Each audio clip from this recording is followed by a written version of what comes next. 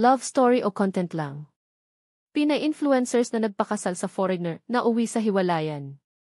Hiwalay na nga ba ang ilan sa mga sikat na Filipina content creators at kanilang foreign husbands?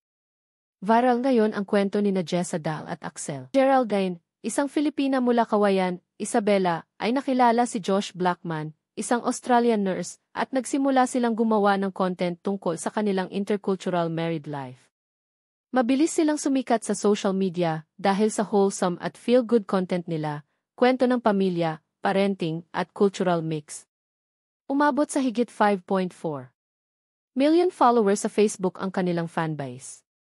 Dahil sa tagumpay, nag-resign pa si Geraldine sa trabaho bilang dental nurse para mag-focus sa full-time content creation.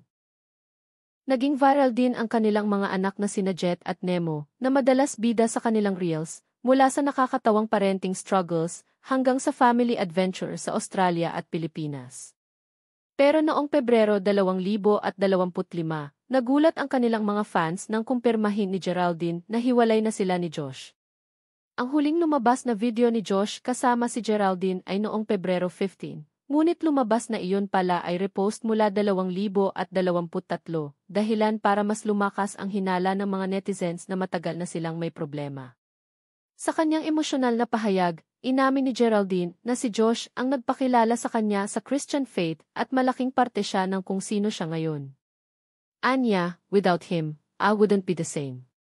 Bagamat hiwalay na, tiniyak ni Geraldine na si Josh ay nananatiling mabuting ama sa kanilang mga anak. I'm just so lucky that Jet and Nemo have him.